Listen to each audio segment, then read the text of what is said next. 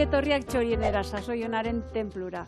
Arratsaldeon Zigor. Arratsaldeon, Jaione. Zer moduz? Ondo, gaina gaurren bat gai dauzkagu, errezeta zoragarria, lupia eta hitz egingo dugu, arrain drogazaleak, hitz egingo dugu arrain berezietaz, zeliak, danetik. Bai, errezeta nahiko berezi izango da, zeren eta saio amaieran hemen izango den Naiara Sagasti beltza kategoriakin hartzeko pentsatutakoa delako, horregatik pentsatu du hauxe, prestatzea lupi eta barazki biribilkiak. Agian aurkeztuko du, ez? Norden Naiara Sagasti beltza. Naiara Sagasti beltza Donostia ospitaleko onkologia medikoko medikua txikia da, eta bera espezializatuta edo dago gehien bat eztarriko eta maskuriko minbizian. Beraz, baditugu hemen galdera batzuk berari egiteko, eta bueno. Nik uste dut, saioaren bukare arte itxoitea merezi duela, gaur ere, beti bezala, eta hoxe, gaurko errezeta bikaina, elkarrizketa zoragarriatekin batuko dugu, orduan. Hori da, lehenengo eta behin bado lan pixkat, errezeta honek, baina gero amaieran emaitza ikusita da esateko itako bat de, wow. Bai. Eta guauakin gehitzen maiozu, wow. Ni kafiakin bete behar nahi estripaz, lo gaizki oso gaizkin dut, eta gaina gero baskaltzen egiratzen orduan. Sí. Ados, prozedura azaldukoet eta gero jarraian zunei azaldu zergatik indezun lo gaizki, baina hemen daukeguna lupi biribilki hauek iteko. Lehenengo eta behin noski lupia edo lubina. Kasu hontan haundie da, hau kilo terdi ingurukoa dau eta bestela raziokoak hartu ditzakezue. Arraindegin nola eskatu prestatzeko errezeta honetarako, lehenengo eta behin bi solomoak ateratzeko eskatu eta azalak kentzeko. Gero zuek etxean erditik moztu dezakezu eta alde bat izango da ezurgabea eta bestean bentreska aldea edo lako alde horrek ezurrek izango ditu. Horrek lan geixo emateo, baina ezur alde horik kendu eta salda bat itxeko edo zopa bat itxeko gorde eta bestela solomo garbi hauek izango dituzue. Hauek beteko ditu barazkiken, kasu hontan piper batzuk, alberginia edo berenjena eta kuyatxoa. Makil gisa edo moztuko ditu eta hemen olioa eta gatzakin ondoren labeko erreteiun paperan gainen jarriko ditu luze eta 5 minutu eskaseko lako beroaldi bat emango diogu 200 gradutan. Zergatik, gero honako solomo hauekin biribilki bat inez beteko ditulako eta beste 15 minutu barrun egongo delako. Honen ingurun edo honen ondoan zeioango den apaingarri gisa eta pixkat ere testurekin jolasteko babarrun olako krema bat, babarrun txuri bat, gaina hau bertakoa da, Euskal Herrikoa da, nola ez? Eta sotilki, ia ezer gabe edo egosiko dugu hemen, perrexil pixkatekin eta apio osto gutxi batzukin. Apio osto txiki hauek, izugarrizko usai eta zaporea nago. Bai. Apioa bera bakarrik. Esan dakoa, honako bi barazki edo landaretxo edo usain belarra hauekin gatza pixkat eta horre goziko deu beratzen ditun honako babarrun hauek ordu terdiz edo. Xoabe, plu, behin indienen, epeldu eta ingo ditu birrindu. Eta krema fin bat lortu nahi baldin badeu, gero iragazkitik pasa. Ez detena esan, eta oso garrantzitsue. Honako solomu hauek barazkiz bildu aurretik ingo deuna da olako pesto bat. Zaporea goendik eta gehiago bizitzeko, gaina berezi izango da. Orduan pestoa hori hemen margotzeko ingo deuna da, daukegu alde batetik errukula, nola ez pesto bateko oinarrin izan behar duen albaka, intxaurrak, anakardoak, baratxurinik, Laurden bat. Zindagizuet, nik txikigoa botatzea, baina hau zigorri zen. Nik jarri indizut eta ero hortik hartzea daukazu nahi duzun beste. Ratia da, bihotz bat, erditik, nahi eta romantikoa. Eta olioa. Hau ere bai birrindu, irabia gaiukin edo honako robot txiki batekin eta pasta batin ondoren esan dakoa. Pintzel bat hartu, margotu eta barazkizete. Gero apaingarri gisa jarriko dizkiogu beste kolore batzuk eta beste textura batzuk. Horretarako daukeu lehenengo eta behin honako tomate lehor batzuk, oliotan saltzen dienak, egiesan oso komodoak die, ongi kontserbatzen die ozkailu, behin iriki ondoren, eta bestela bazuek lehorra bali manituzue, hori da. Hidratatu 15 bat minutun eta gero oliotan gordepia pixkat. Eta listo. Eta gero bestea, zenik hor irakurri dut daukazula, kabiarra ekarri zula. Hori, izen pompoxoa jartzeko da. Besterik gabe. Kabiarrik? Baki zure etxen angulak bestik ez dela jaten egunero, baino... Egunero, ez, astero, bakarri jaione.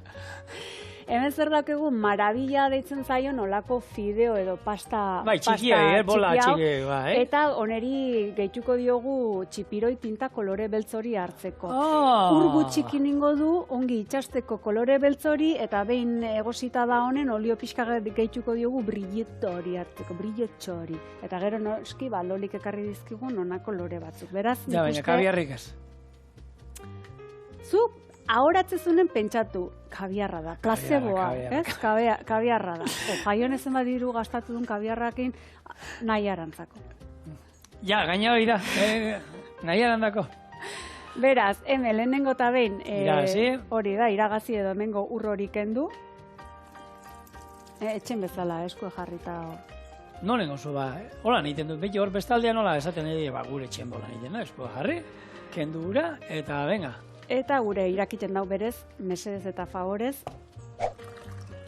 hemen presaka gabiltze, eta horregati da, baino ure hotzakin, hau ure hotzakin, babarrunak beti ure hotza behar du.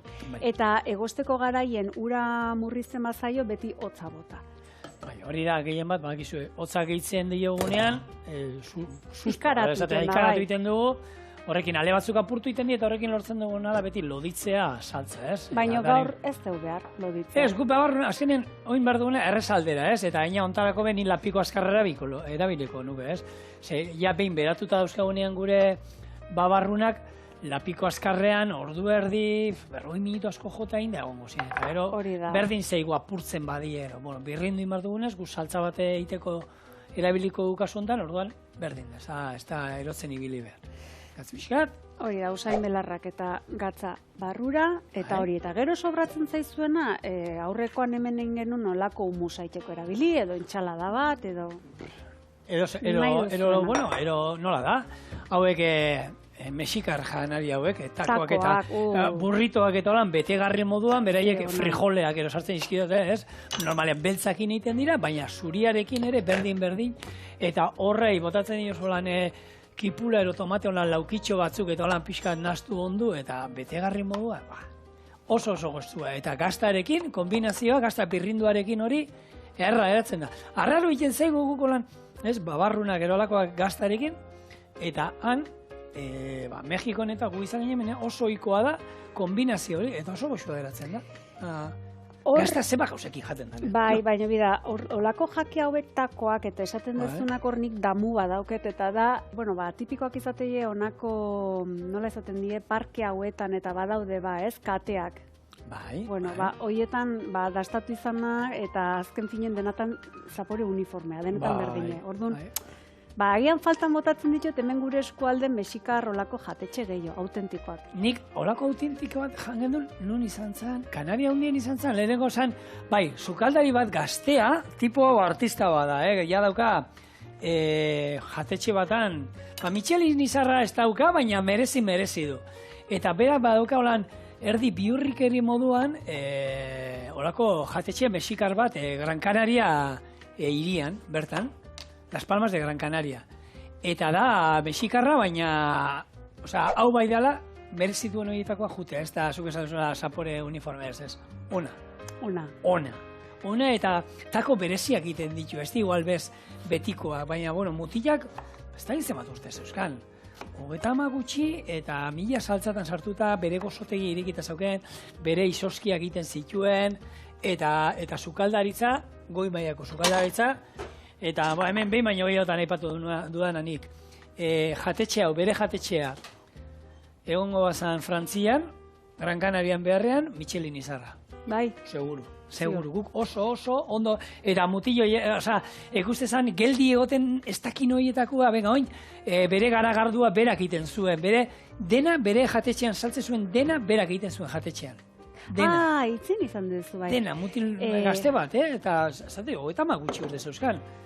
Eta, energi bat, indar bat, eta, emate zuen, lupia zala. Lupia. Lupia. Segundu txiki bat, hemen gure alberginiak moztu, tiratxotan edo makiltxotan moztu, eta honako ontzionta gehitu aurretik, hor gatza pixkatekin neukiko ditu, Bueno, hau itxeko denbora ematen digun arte. Honekin, mikaztasun hori kentzea izango da helburu, hortarako hori da. Uretan pasako ditu, pixka xukatuko ditu paperakin, maketxotan moztu eta ona gehituko ditu. Orduan, bueno. Eta zergatik lupia? Gaur, txontxon lupiaz. Lehen esan dizuk zehati nauen nekatuta eta gaur esperimentu bat egin dut. Noiz daki pertsona batek lo gutxi egin duela. Hortzetako eskuila goizean hartu eta oraindik bustita baldin badago bezperako gauetik, lo gutxi indaben seinale. Baina hori... Atzo berandu, eta gaur oso bosterdik aldera jeiki naizero. Eta hartu eta hortzak garbitzera jongo saldu eta ero, eta bindik bezperako gaueko esetasuna zeukan esan. Txak. Baina goiz jaiki eta lo gutxitea ezberdina da. Zukin dezakezu orduoitatan kalitatezko loa eta esan, bueno... Trinko indu lo, hori guk ikasi gendun. Ni goratzen naiz, hostelegitzan lan egiten, egon ginenean, 17-18 urtekin, sasoi hortan bakizu, jatetxetan lan egiten gendun, baina, klaro, larun bat lan, da igandea lan. Eta larun batetan, bueltatxo bat eman behar zen. Eta egiten genituen 3-4 ordu, baina juten ginen da, gogo askokin, ez? Osa, lokartzeza eta holan indar asko egiten, eta hori da 7 ordu loitea bezala. Eta gaur egun adin hontan zu sartzezea lotara zaudelo ezin inez, da intentzio hori edo indar hori jarri, eta guazta Eta azten da amasadora, azten da amasadora bueltaka, talperri da. Bueno, lupia oso arrain interesgarria, benetan, etxean nik gomendatzen zuet, nutrizionalki eta zapore aldetik zer esanik ez. Azkenean, arraiz zuri bada, baina urtearen sasoian arabera erdi urdina ere izan daiteke, 15 metroko alturan bizi da, eta lupia da, nik izango nuke, lupia izena bera dator latineko otxoa da, lupus otxoa da, eta bada pixkat, otxoa ez da geni da, niretzako lehoia, dira oso... Arrapaka itxasokoak. Ez, baina, hau handia horrekin, indarra ikusten da, trinkoa gogorra dala, bizidien baldintzetan hortan laguntzen dio, lupia bai bizitzen da, arrantzan ibiltzen zaretenako lan, korronteak eta egoten dien tokin, eta arroka tarten olan pixka mugimendua, behar dute, olatuak eta egoten dien tokin, eta guk hor, egon ginenean, Bretainian, bidei batean, egon ginen hori, munduaren bukaeran lurmuturrea deitzen ziotenan, eta han bazegon toki bat lupia asko harrapatzen zienak, eta zan, lurmuturra, eta ondoan zegoen, 100 metrotara zegoen olako uarte txiki bat bitartean, ez? Eta hor korronte handia sortzen zen. Eta itxasontzian horri biltzea, kosta egiten zen, baina antza lupia oberenak horra harrapatzen omen ziren. Eta pasan toki bat lupia asko egoten zena, eta horko lupiak oso kalidad handekoak eta estimatuak ziren. Eta hori badukan lupiak, ez pixkat, olako tokitan bizi dela, eta harrapakari dela. Lupiak... Asezina. Asezina, ez dakit asezina, baina. Gu bezala, asezina. Bai. Egia da hori, jaietzen dienean holan bankotan da bizi izaten diolan, talde handitan, baina gero talde txikitan, eroniko bakartiak, eta hor datu bat irakurri dut, eta gustatu zait hori, laguna harrapatzen dutenean, norbaitek harrapatzen, inguruan ibiltzen diela bestek, bila. Hau da, zartzaroan bakarti bihurtu eta lagunak, ez? Dauzkaten ondoko lagunak estimatzen dituztela, eta galdu ezkero gero bilatzen ibiltzen direla. Hori, datu interesgarria. Bitxia, bai. Bai, hori, gero izaten da, ez? Hor bada esanera bat, arrainen memoria edo segundutako izaten dela, baina lupiana, kasu honetan agian. Eta gaur egun, egia da, aztegitako lupiak eta dira gehien bat edo ikusten dira. Eta zeituna barituko duzu zein dan zein, lehenko eta behin prezioan. Eta gero baita, gaur egun sigilu bat izaten dute aztegikoek. Eta horiekin jakiko dugu duzu, jaionek esan duzu, eta izaten dira hor kilo eta pikukoak, ero raziokoak baita, ez? Eta prestatzeko garaian, normalean lupia ohiko izaten da, labean bere hortan osorik, aukera izan ezkero txingarretan iteko, guk haue lehen txingarretan iten genuen, Etxebarri jatetxean ohikoa zan eskontzatan, osori sartzen genituen, jaionek 2 kiloko lupiak eta handi askoak, txingarretan erre, eta ero labean, eta gero ireki erdi gutxi indautzi, barrukaldea pixkat ezurra askatzeko labanakin moztu beharra, esan neko itxatzita geratzen zen. Eta gero bukaeran olio erre bat, bero-berua bota, eta horrekin bukatu. Eta ni, mintzat, asko gustatzen zen arrai bat, eta ez dudana inoiz ulertu, eta hori egun japoniar bat ere azaldu beharko dit. Sushian ez da ikusten lupia. Eta badauzka ez, pixkat holan bada koipetsua, izokina eta atuna bezala, eta aragi trinko hori... Baki zergatik. Bota. Baki zergatik. A ber. Oik usteue hemen lehen garai baten ustezena, gaixoen jakia dela. Ja, baina Subijanari jarraitu badiote hori pasazai, hori ja pasazan. Subijana araño Subijanak iritsi iruita mazortzizte jortik jarri zuen bere tokian eta errezeta hori txorienen egin gendun, lupia piper berde saltzan. Piper beltz. Piper beltz berde saltzan. Ala pimienta berde, alegia. Denok ulertzeko, ez, baina kasu hontan azken finen hori lehen ospitaleko jana izaten omen zen. Gaur egun ospitaletan ez daukate presupuestorik hori sartzeko, lupia berriro, beraien menuetan. Beste arrain baten txanda izango da, hemen dena ziklikoa da. Bai. Oin zer jangoa, lehatza... Ez da, legatzare harra da ba, Lehatza, niri, bitu, ni arrandegira jun eta prezio kalidade aldetik niretzako hoben lebatza. Osa, lehatz on bat, 2 kiloko lako lehatz on bat. Arrapatu egolan freskua, amengua, hori da arrai bat, zoragarria. Eta gehi komplikatu gabe, labean bertan bai, baina gure txian gustatzen dena da, arrautzezatua. Irinetik pasau, arrautzatik pasau, frijitu, eta gure umiak hori jaten dute, eta arrautza sobratzen denakin, tortilla. Arrautzezatako erabidean horrekin, sartaia olioak endu eta hor tortilla. Eta gure txian holan lehatza jaten dute, amorratu, eta da, gauza bat, zoragarria. Errezetara, gure barazkik hemen daude, igurtzita edo kasu hontan olioa eta gatzakin onduta daude, eta momentu hontan behintzat esku garbitu ditotelen, alberginia pasatzen nahi nintzela, esandako mikaztasun hori kentzeko gatzak kendu dion edo olako ur hori ere pasadeu, xukatu deu, barrun dau. Baina atzaparrakin jungo naiz poliki-poliki, banan-banan jartzen, gero laben 5 minutu izateko. Zenbatean labea esan duzu? 200. Kasu hontan 200. Orduan, alba da, berdine jarriko ditut, bakoitza bereakin esan liteke, gero erriz izateko hartzeko garaien. Orduan. Lehen, sarreren esan, jabuketu duzu? Bai. Sarreren aipatu du, lupia eta zitzen dugula, eta, gai berezi bat ere ekarri du gaurkoan. Arrain drogazalea. Osa, hau, ikerkuntzataz eta aritu ginen. Baina ikerkuntza hau kasu hontan... Baina, otu inbarzaio bati horren inguruko ikerkuntza bat itxe. Kezkak abiatutakoa ziurrenik, baina ongi da hau azken finen. Lehenengo eta behin, zertan datzan ikerketa hau kasu hontan Txekian indakoa dela. Bai, arrain drogazaleak. Zer da, han ibaian disolbatuta dagoen droga kantidadea, ura analizatu dute, eta hor droga kantidadea datzu da, urrondakinetatik, azken finen, bai, ez? Doana, hor, egon dira ikerkuntzako lakoak, ez? Biletetan da zenbat droga aurkitzen da hori, uretan ere antzai aurkitzen da, egin dute ikerketa bat 4 amurraiekin. Amurrai horiek izan dituzte 2 ur batetan non errekan aurkitzen den besteko droga kantidadea dago, mininoa izango da, baina, hori badao, eta beste 2 jarri dituzte ur garbitan.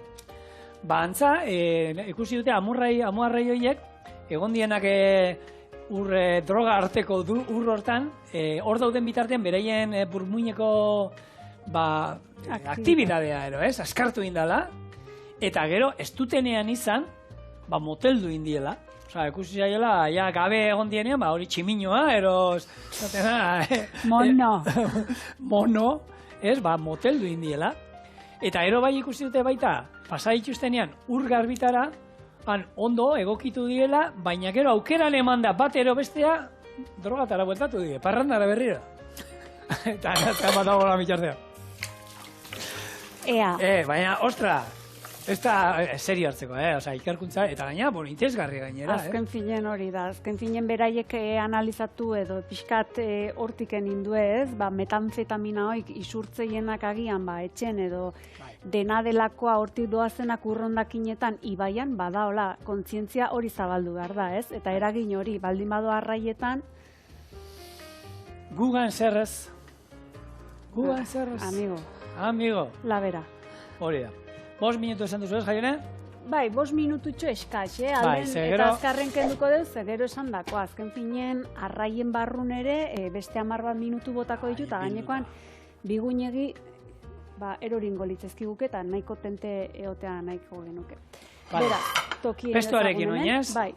Bueno, gu pestoa, bagizue, normalean pesto egiteko frutu lehor moduan, pinaziak erabiltzen diela, baina pinaziak benetan garesti daude, eta gaur egun hainbat eta hainbat errezeta aurkituko dituzue peste baiteko, beste edozein fruitu lehorrekin, urrekin, intxaurrekin, anakardoakin, edo almendrekin.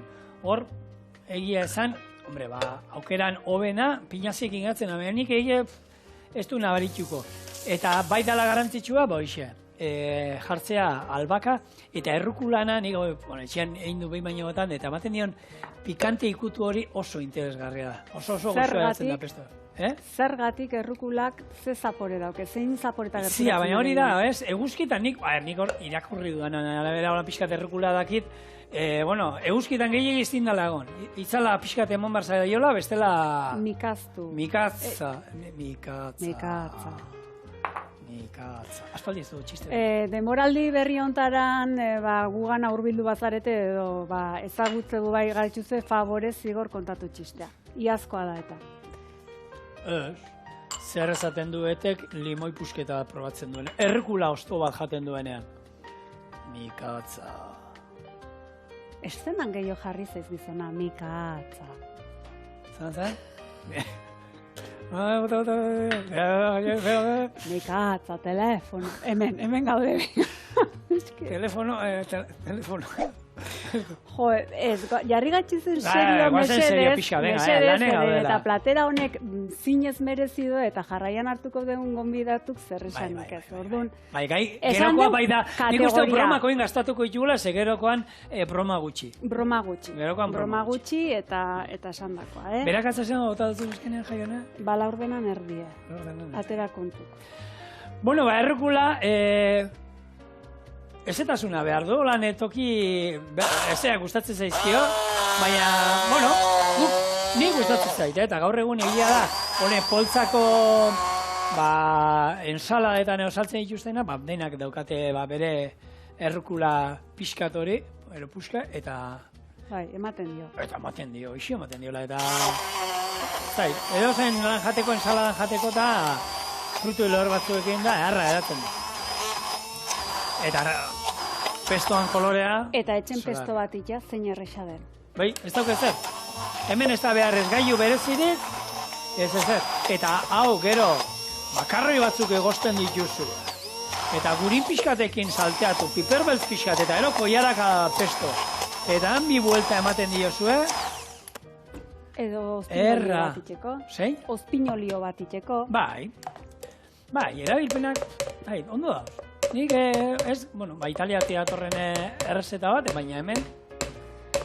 Italian adibidez, erromatar garaien oso estimatu ezen, zeren eta afrodisiakoa zela uste zen, baina zer gauze ez dela inoiz honen ingurun ikertu, nahiko aztuta izan den barazki bat izan dela. Bai, txokolate eta kakaoa idazate zetena, baina... Bai, baina guain arte esan nahi nuke ez dela hola... gehiegi landatu edo ekoiztu edo ustiatu. Oain azkeneko garai hauetan. Azken urteota moda. Oi. Arritzeko are bada. Baina egia da Jaione horrere, nik, goratzen hori, 80. hamarkadan ja sukaldaritza munduan hasi nintzenean, orduan jatetxeetan da, orduan goi mailako jatetxeetan ikusten ziren, orduan gaina deitzen genion ensala horri mezkluna. Bai. Eta letxuga osto ezberdinak, ez? Lehen ensaladak letxuga osto ezberdinak. Bestela hemen beti letxuga zan berdea eta jazta. Baina gu garai hartan jazten ginen kanonikoak sartzen, berroak sartzen, eta holako gauzak, eta hori baina jatetxetan ikusten zen. Eta nik uste dut hori izan dela behin, honek, poltsako ero paketetako ensaladak hasi dienen, modan hasi dienen jartzen horrelako hosto ezberdinak ensaladan jatea. Baina lehen jentea, letxuga. Bate letxuga gorria izango zuen. Zeona azkenen gure ingurun, Aizegoen hori da, baina gaur egun, merkatu zabaldu da. Baina hortuetan, baratzetan ikusten dira letxuga gorrik eta olakoak. Osa, gure etxean eta osabak eta sartzen dituzte. Letxuga horrek, eta lehen gure etxean, letxuga. Eta neguan eskarrola, besterik ez zegoen, oie bia bakarrik. Baina gaur egun jakero eta ohikoa da, ez dakit, beste osto mota batzuk eta sartzea. Eta errukula ikusiko ote du gure baratzetan? Ez da, bitu, gurean hori errukulaik ez. Gurien txomin belarra pila bat. Txomin belarra ez da gizaren. Hau, hortuan ateatzen dena, beti holan trebola... Barrabas belarra gizana. Baina gurien da txomin belarra. Nik ez da gizan txomin, baina... Beste barrabas bat izango zen hori. Ez, gurian da, txomin belarra. Eta tiak eta beti, zigar, errezeta ma prestau beharrazu, aurkitu beharrazu txomin belarrakin, txorienen erakutzi jendia, eta haber, ja, hemen dik eramaten diutena. Egia, kentzen dozu, eta hurren gunean bertan dago. Nik ez hautzet pertsona bat, baratzetik erabat kendu duna. Eta trukoa da, poliki-poliki atera behar da. Eta azpiko bola beti bateo bat apurtu iten da. Eta gero hortik ateatzen den. Ni, han gerrik usten egoten ez da, zuloa egin da eta ateratzen da, eta beti geratzen da. Eta gontzi baten sartu eta aparte bota. Bai, hori guk erreka dutatzen duz. Guk erreka dukagu bertan. Eta gero, amuarrein drogazalen onduan daude, amuarrein txomin jaleak. Txomin belar jandeak. Bueno, arraroguak izango die, hor bada gaina oain Errusian oso famatu bihurtzen ari den honako arrantzale hau, segundu bat, Barents itsasoko ur sakonetako izaki, esan genezake olako, izaki arraro, monstro ere deitu liteke. Bueno, baina monstrua dira eskaudelako ituta horrek ikuste, arrai berezi horiek, orain sakonera hundikoak. Ziurreni, baina egia esan estralurtarra dirudite, eta bueno, hoxe, viral bilakatzen nahi da, honako hauen argazkik zintzilikatzen ditulako, baina bueno, kontrakoak ere azaldu zaizki honako aktivista hauek, eta esateguena egia esan arrazoi osoakin esategue, azken finen, sakoneko arrai batzuk urada zalera atera ez gero, presio aldaketa horrengatik hilitzen die, orduan, argazki baten truke edo... Izango bazan gero jateko diela edo, ez? Esaten, jateko hartu atatzea argazki eta ero jani deio, baina gehiago da, ez? Argazkirako, ero... Labekoa, bai!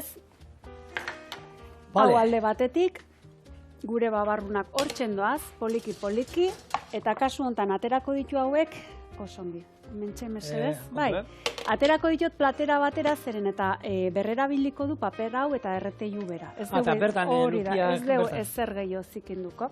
Bai, papel hauek oso ondo etortzen dira, arraia labean inbar duzuenean ero, normalean, segun zarraidan, hartzen digu erretilu guztia, labeko erretilu guztia. Eta papel honen gainean arraia egin alda, eta gero holan gainea labeko erretilu ez duzu ezikinduko, eta garbitzeko erreza izango da, eta bikain iten da arraia hor gainean, berdin da ze arraina duzuna. Guk etxean txitxarroak eta normalen labean egiten ditu gehien bat, txitxarroa daukana da, kozinatzen duzunean, usaila potente hausten du. Labean egin da, nik ite dio dolan berakatza eta persio lan txiki-txiki botatzen dio gainetik, labean minutu gutxitan egiten zaizkiu, usailik ez da ateatzen, eta zora garria du. Eta holako papera erabilezkero, gero ez duzu ibili behar garbitzen labeko erretilu hori, ero bandeja. Orduan, ondo, eta gaina perrera biliten dugula. Zure etxeen bizitza goza bat izango da, esan zer, egunero jai, parranda balitz, parranda ez, baina egunero bapo janez. Jan, baina, aizu bakutza bere lan dauzko. Zure etxen la vida es un carnaval. Hori Celia Cruzen etxean zan. Nola ba? Celia, bai. Azukar. Bai? Hori sasoi honean da? Dantzatzea sasoi honean izango zan, ez, jaionez? Sasoi honean, eta bizitza filosofia ere bai kontuz. Azken finen Celia Cruz aipatu du, garai hontan bere urte betetzea izango zen, 1925 urtean jaio zen, okerrez banabil. Urriako eta bat. Bai. Bueno, gure Lupi Xolomoak betetzen joango ga, kasu hontan, batetik bat, bestetik beste bat, Celia Cruzen abestik entzu dituzu, oza, pasa, zu dantzatzen hori dantzatu zu? Gehiago esango nizuke, pare bat urtez edo saltxa eta olako dantza... Apuntatu ziren? Bai, zoragarria da. Zoragarria gaina toki hontan, urnietan zen, adin guztitakoak elkartzen ginen. Bota? Takoiekin? Takoiekin. Jo, hori beti mirestu izan dut. Hori Durango ma zegoen, parkatu, pintxopote egunean guk bukatzen gendun taberna, eta ostegunetan zegoen ikastaroak emate zituzten, da gero jentea batzen zen dantzaikera saltza. Eta nik, takoi handi horiekin, holan mugitzen ikusten, miresmena, kriston inbidia. Bueno, eta, gustatzen da, ikusteko pila gustatzen zait. Pila. Eta esan dakoa, hor adin guztitakoak elkartzen ginen, eta oso zoragarria zen. Hemen, lotzeko aukerak dauzkegu alde batetik txotxakin, errexena dela, egurrezko txotx edo hortzetako txotxa hauekin. Luzea beharko ditugu, Ez pentsa, azken finen da, hau honekin lotzea. Punta horrekin lotzea. Eta bestela, soka batekin, ongi estutu, alba da, barrura. Hor. Iona igeldia. Eta bestela, hirugarren aukera bada porru ostoakin. Honek lan gehiago emango likuke, baino ponpoxoa gelituko litzateke. Baita, erotana jangarria baita, aldeatetik hori jarrita. Eta hemen. Txintxo. Txintxo. Hori zer da, razio bat izango da, bakoitza? Noski baietz. Eta besteekin, txikiak erabili ezkero hemen, nik uste dut xolomo oso batekin bat izango zen. Osa, txikiak honen raziokoak aipatu dituzunan den jaira. Bai. Hoiekin bat izango zen, ez? Txintxo. Eta bestela etzan da, Bai, haundie da. Egi esan hau haundie da, kasu hontan, orduan, bere lana ematen du. Orduan, hemen, esan dakoa, babarrunari handiken denbora pixka falta zaie. Gure honako lupi hauek betetzen joango ga, eta emango dizkiogu 21 minutu, zigorrek esaten da marrekin nahikoa dela, erdi eta erdi, 15 utziko diogu.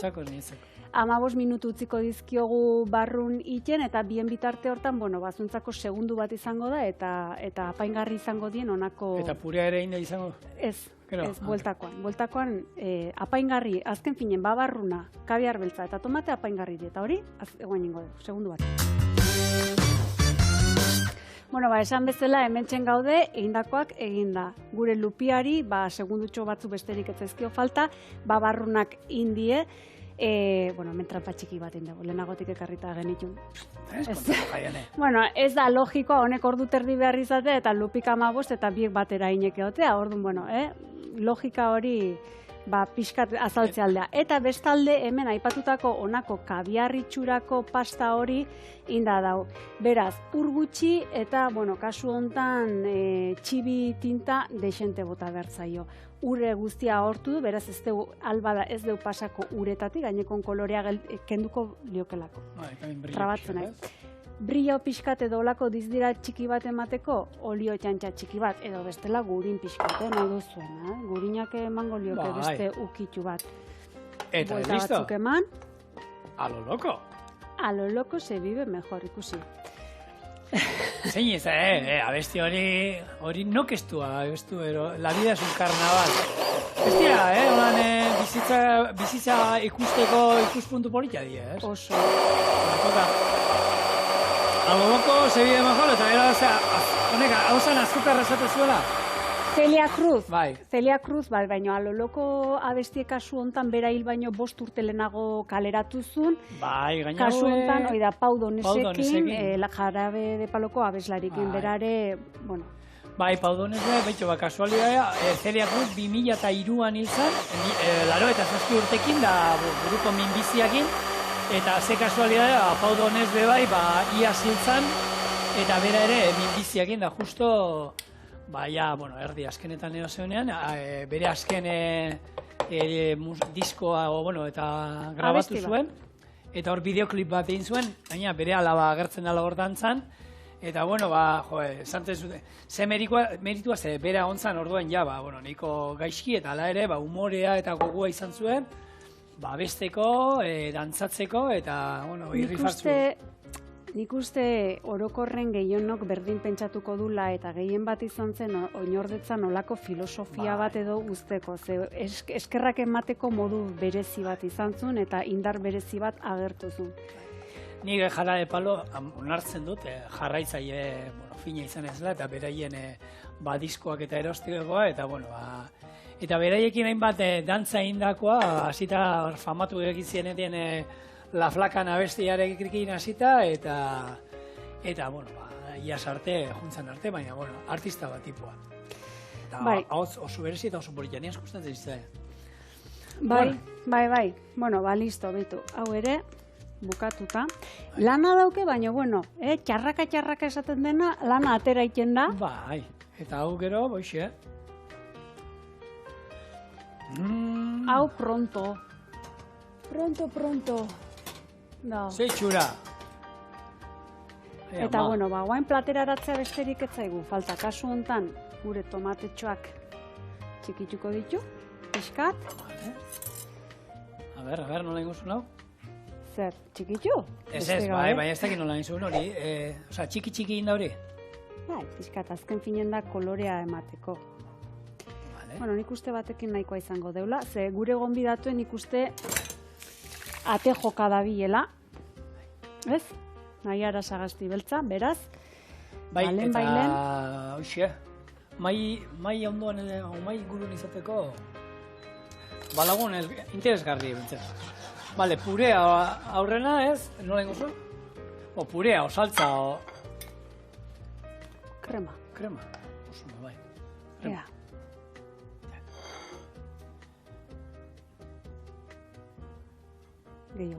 Baina geixo. Hemen borrontzali oitako bate, ez litzeke gaizketorriko. Zerako espektatiba hemen dana hori gazioza, geldi hor da. Ostra, itxatzita geratu bate zaio.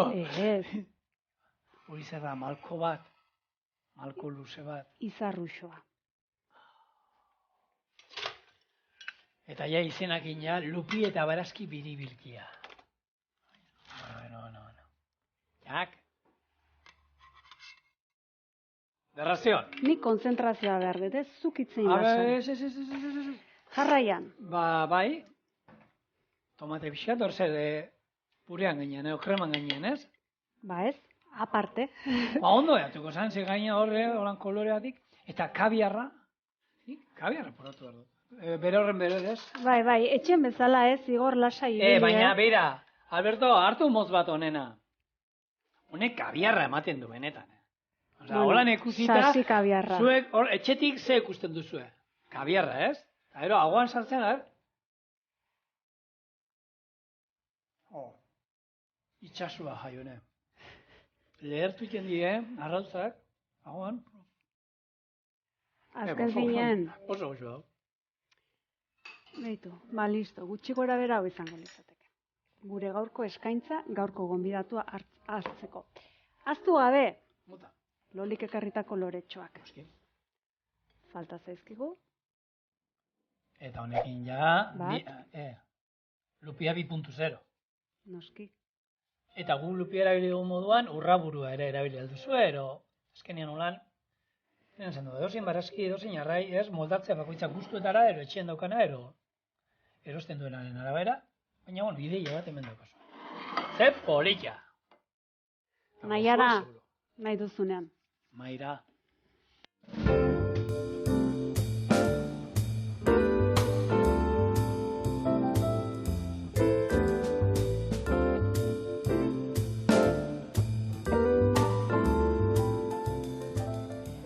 Saio hasieran aipatu bezala, hemen da Naiara Sagasti beltza gurekin, Donostia ospitaleko onkologia medikoan dabilen aditua. Eta lehenengo eta behin, ongi etorri. Eskerrik asko, Jaione. Eta bigarren, hemen bigarren promesa bat indeu, eta zen kategoriako plater batekin hartuko genula, orduan ez dakit zen nolako eritzi. Itxura bikaina dauke, gero probatu beharko da. Hori da, gero probatu beharko da, ze lehenengo, pixkat, ez minbiziaren inguruko gai hortan sakondu baditeke behintzat. Eta galdera behintzat, hasierako galdera gisa izango litzateke, minbizia duen batekin sendatzeko prozesu hori nola hasten da?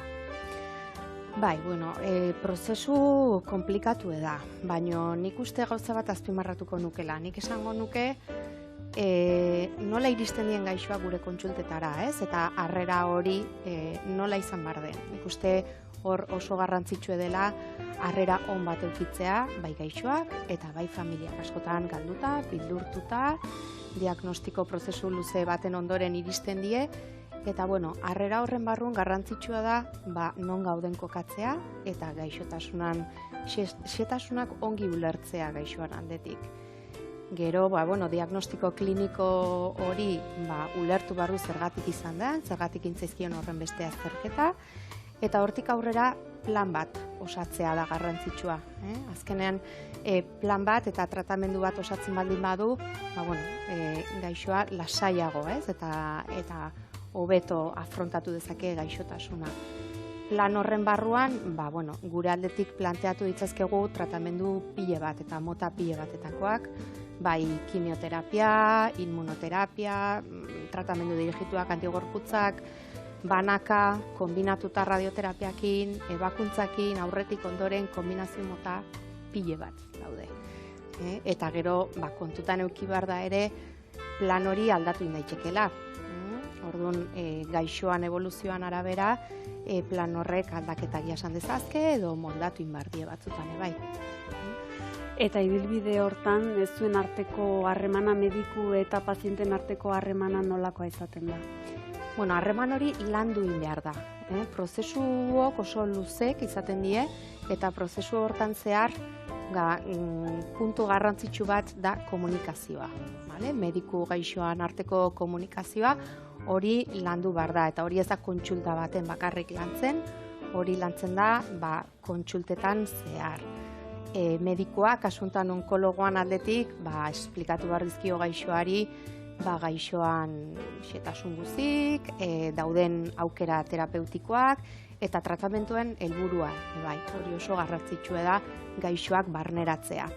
Eta gero gaixoan aldetik oso garrantzitsue da, dauzken edozein duda, zalantza, dena aipatzea eta dena aklaratzea. Horrek azkenean sortu dezake konfidantzazko harreman bat, eta azken finen hori da mediku eta gaixoan arteko harremana, konfidantza bat sortzea, eta erabakiak hartu behar dien momentuan, lasai hartzea eta ongi barneratzea. Eta olako tratamendu luze dienen, olako ibilbide luze bat denen, ze garrantzi du kasu honetan buruk, lan psikologikoak? Lan psikologikoa oso importantea da, bai. Azkenean, minbizia bezalako diagnostiko bat erronka handi bat da, gaixo batentzat, bai gaixoantzat eta baita familiantzate bai. Askotan ahaztu zaigu, baina familiak ere hor daude, familia barruan egunerokotasun hori aldatu egiten da. Eta, askotan gaixoak, arreta psikologikoko, arreta espezializatua behar izaten duen. Orduan, arreta honek laguntzen die tristura hobetzen, antsietatea hobetzen, gaixotasunan ezaugarriak hobeto barneratzen, komunikazioa hobetzen da, familia artean bai, ekipo medikoekin bai komunikazioa hobetzen da, eta azken finean horre guztik laguntzen dure bai. Eta beharrezko ez. Eta elikaduran ingurun izaten da kezkarik, edo biderik edo badauke hor? Bai, kezka asko. Igual hasierako kontsultatan ateratzen ez den gai bat izan daiteke, baina gero aurrerago ateratzen die. Azkenean denak dakigu dieta eta tratamentua oso elkar lotuta daudela. Tratamenduan zehar dieta on bat iten baldin badu gaixoak, gero gaixotasuna askoz hobeto indartsuago eraman dezake, eta hori oso garrantzitsua da, bai. Hori kasu honetan tratamentu fase guztietan berdin izaten da edo badaude? Ez da berdin izaten, batzutan moldatu inbar izaten ditu elikadura edo dieta asuntuak. Hasieran gomendio orokor batzuk ematen dizkiu, dieta orekatua, nutritiboa, denetik jan dezakete, ez dago ezer, gauza batzuk saiestu behar die, baina debekatuta ez dago ezer. hidratatzeko asko, bale? Hori oso garrantzitsua da, beti azpimarratzen du lehenengo bisitatan, eta gero guretzako oso garrantzitsua da pixua mantentzea. Bale? Azkenan tratamenduan zehar dauden gaixoak joera asko daukia pixu egaltzeko, eta orduan beti gomendatzen diogu proteina askoko dieta bat jarraitzea, hori oso garrantzitsua da. Bai. Bueno, ikusten da jarraipen hori gertukoa izaten duzuela, ez? Bueno, eta eskertzekoa da egia esan. Bai. Bueno, eta guri denbora joaten nahi zaigu, orduan hau probatzea besterik ez zaigu gelditzen, kasu hontan, ea zure gustokoa den. Arraiek azpin edo barrun ikusiko duzun bezala, da makina da pesto saltsa bat. Ez dakit noiz bati probatu duzun alako, Bai, bai. Eta bestea barrun krema da.